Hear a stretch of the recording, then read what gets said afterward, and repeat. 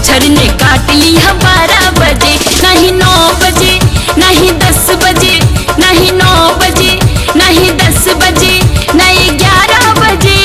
मर गई रे रात मुच्छर ने काट लिया 12 बजे, रात मुच्छर ने काट लिया 12 बजे।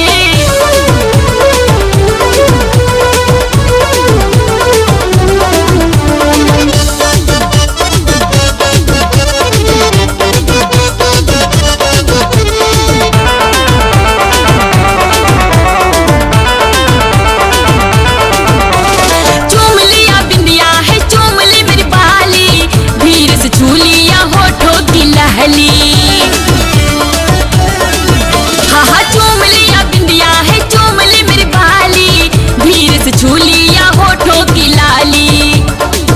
नहीं 1 बजे, नहीं 2 बजे, न 12:30 बजे। रात मुच्छर ने काट लिया 12 बजे, रात मुच्छर ने काट लिया रे 12 बजे रे।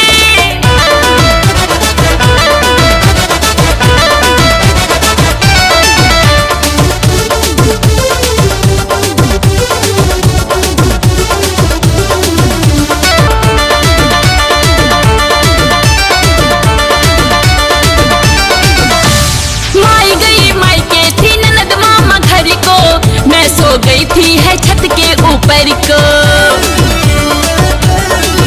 ओ माई गई मायके थी ननद मामा घर को, मैं सो गई थी है छत के ऊपर को। नहीं 3 बजे, नहीं 4 बजे, न 12:15 बजे। साचो कहता नहीं रात मुच्छर ने काट लिया 12 बजे, रात मुच्छर ने काट लिया